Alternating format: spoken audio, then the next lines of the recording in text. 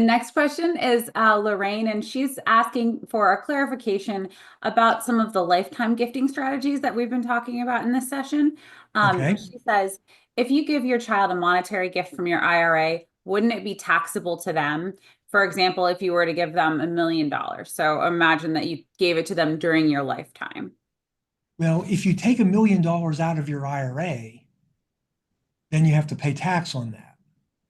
Right, but Well, she's asking about what happens with the child. And so this is more about the lifetime gifting exclusion and or the annual exclusion and the lifetime exemption, I think is what is the money coming from the IRA or from after-tax dollars? I think she would be taking the money out of the IRA, paying taxes on it, and then Okay. gifting it to the child. All right. So if she, let's say that she wants to make a big gift. All right. She has $5 million in her IRA. She wants her kids to benefit from the money now. Right? She takes $1 million out of the IRA and she pays the taxes on that $1 million from outside her IRA. Okay. Now she has $1 million and she gifts that to her kids.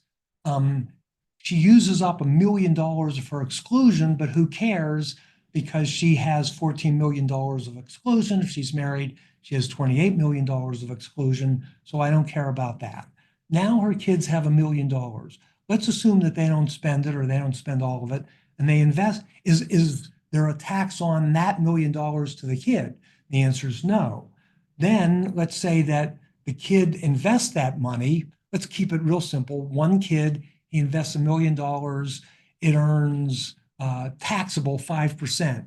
So now that kid has an extra $50,000 in income taxes, and depending on the tax bracket, let's just say 20%, then the kid's going to have to come up with another $10,000 in taxes, which would be fine. But when I brought that up, I said, well, instead of investing in a taxable account, and I wasn't expecting a really big gift, but instead of a taxable account, what if we put it in a 529 plan, education for the grandkids?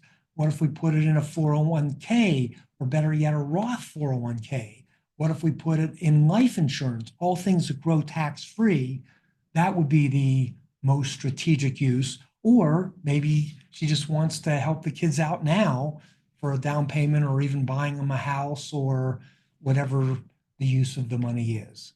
I hope that answered the question. So the short answer there was not necessarily. And in fact, there are many ways that you could make a gift such as that where your child would not be immediately responsible for paying income tax on that because of Yeah, the lifetime exemption and the annual exclusion. yeah, there'll be no gift or transfer tax. And by the way, if the kid doesn't do anything with the money, let's say you give them highly appreciated stock that, well, I don't like to gift highly appreciated stock. I'd rather you wait, die, get the step up in basis. But let's say that you give them stock that isn't appreciated. They could sell it for cash, and if they spend it, then there's no tax. If they invest it, then there's just going to be taxed on the income that investment generates.